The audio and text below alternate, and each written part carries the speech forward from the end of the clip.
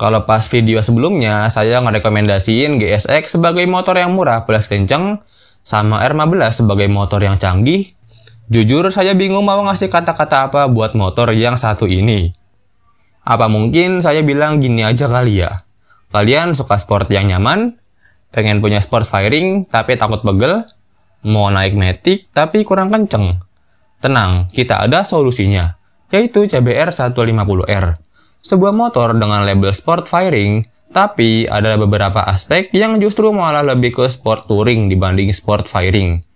Oke, tanpa banyak basa-basi lagi, langsung aja putar intronya dan simak videonya.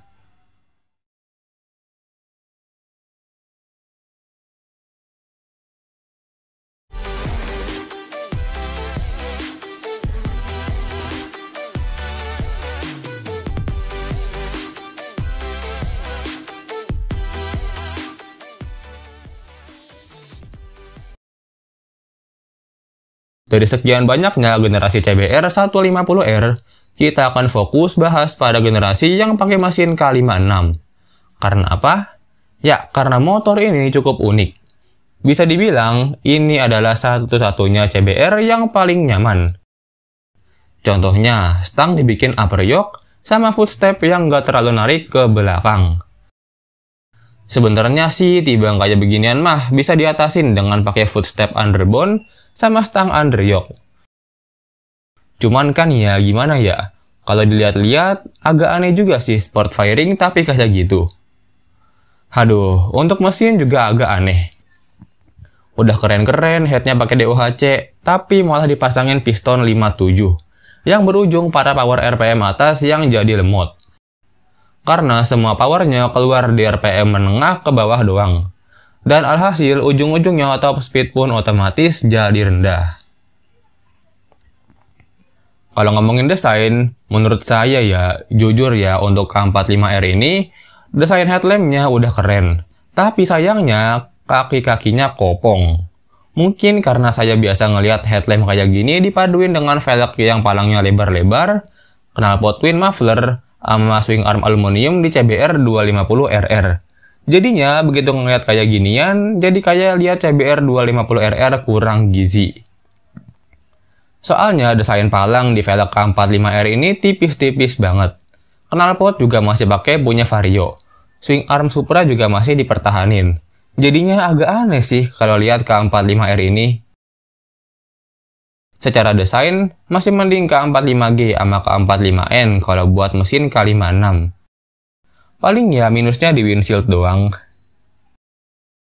Kalau untuk generasi CBR terkeren, menurut Mimin sih masih dipegang K45.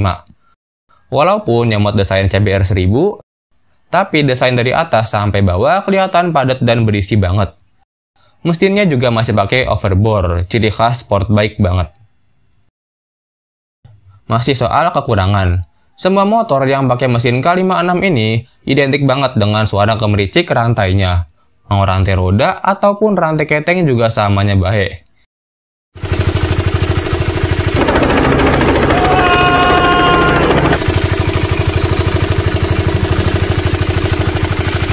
Sebenarnya sih bukan rantai ketengnya yang bermasalah, tapi lebih ke tensionernya.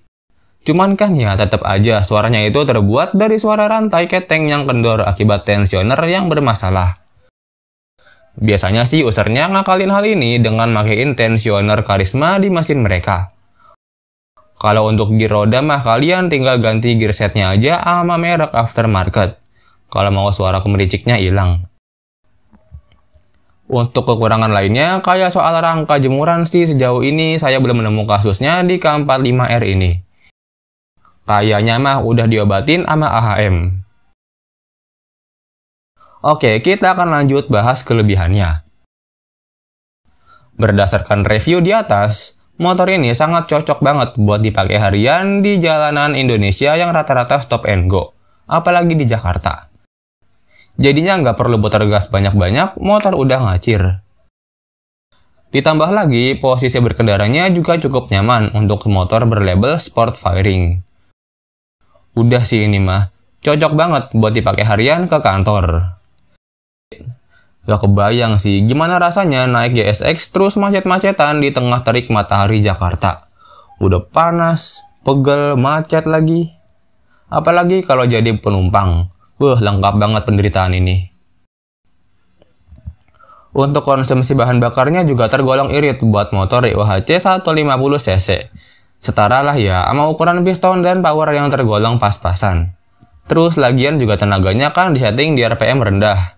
Jadinya nggak perlu banyak RPM buat dapetin banyak tenaga. Jadinya soal look mesin dapet, irit juga dapet. Kita balik lagi ke mesin. Kali ini kita akan bahas lebih detail mengenai mesinnya. Motor ini pakai mesin 4 tak 1 silinder berkapasitas 149 cc, DOHC 4 katup berpendingin cairan, 6 speed yang powernya tembus 17,1 horsepower dan puncak torsinya itu 14,4 Nm di 7000 rpm aja. Dan puncak torsinya itu di 14,4 Nm di 7000 rpm aja. Untuk harga, motor ini dibanderol dengan harga mulai dari 37 sampai 42 juta on the road Jakarta. Mantep seluruh, lebih mahal dari Ninja 250 SL yang cuma 36 jutaan aja on the road Jakarta. Jadi, segini dulu pembahasan kita kali ini. Terima kasih sudah selalu nonton dan support channel ini hingga saat ini.